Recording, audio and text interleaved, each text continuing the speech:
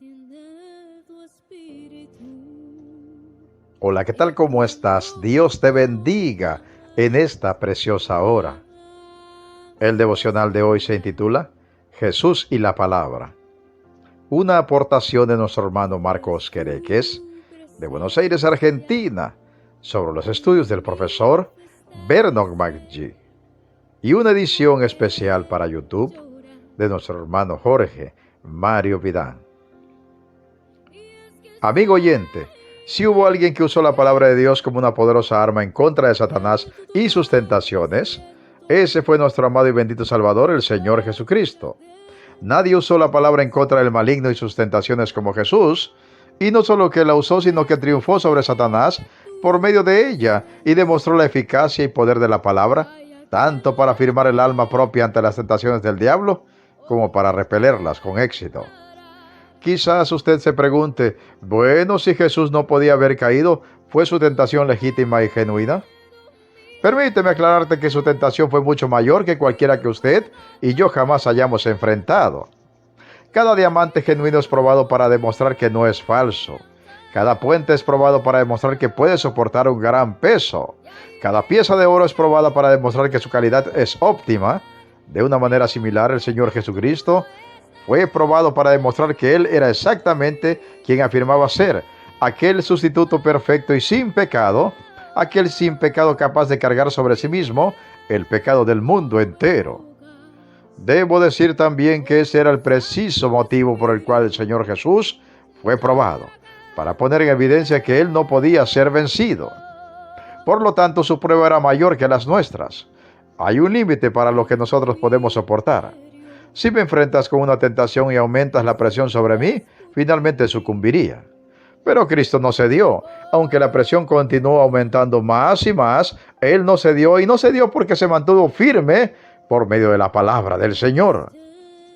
Usted puede encontrar en las Escrituras muchos ejemplos de personas que cedieron ante el pecado cuando fueron sometidos a una gran presión.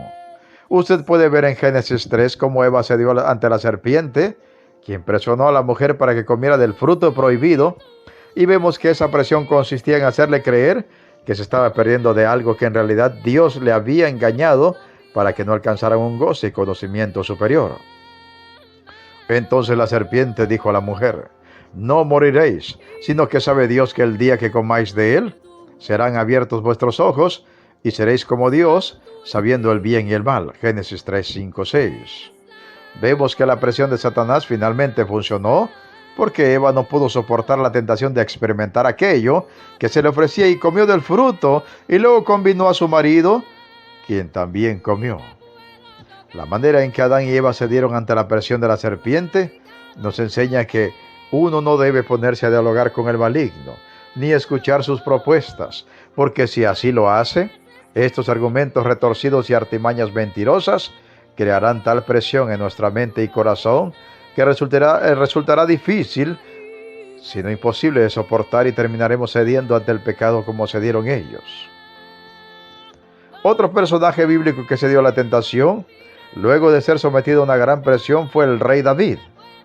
En la cúspide de su gloria personal, cuando Dios le había bendecido con el título de rey de Israel, con una familia numerosa, riquezas e incontables victorias y conquistas militares, David cometió un error fatal. Se quedó mirando a Betsabé demasiado tiempo.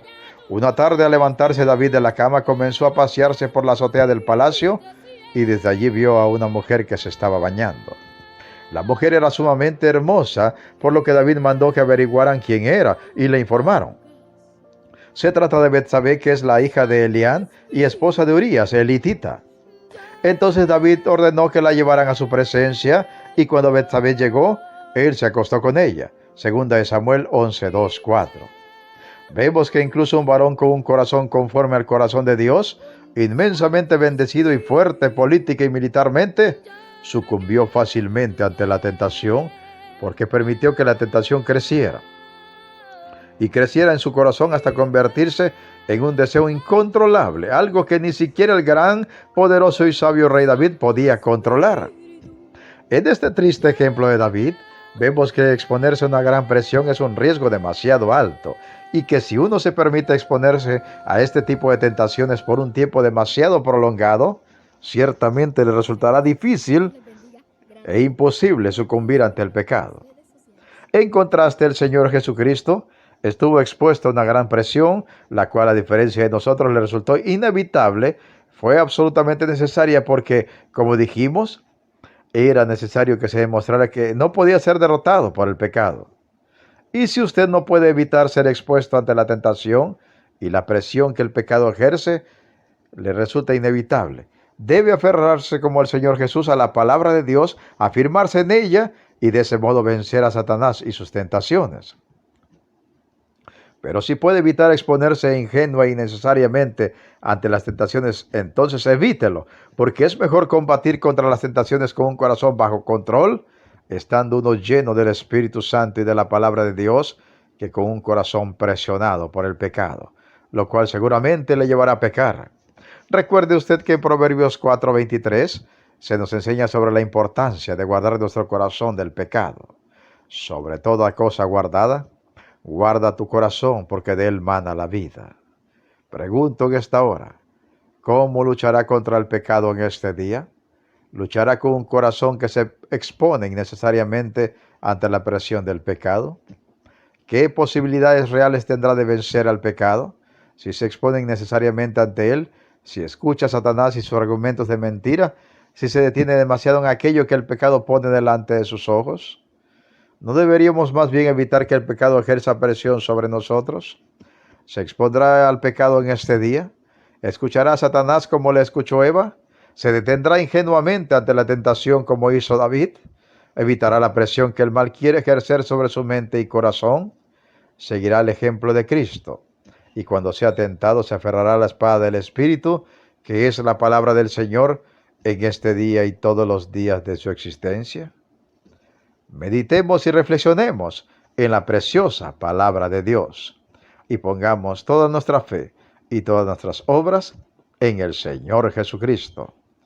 Se despide de ustedes un siervo de Cristo y servidor de todos, Pedro Navarro Cartagena, desde los estudios de grabación de la Iglesia Cristiana, La Viña de Jesucristo, ubicada en Progreso, Yucatán, México. ¿Y sabes qué? La mejor noticia, Cristo viene pronto. Preparémonos para volver a casa. Amén, amén y amén.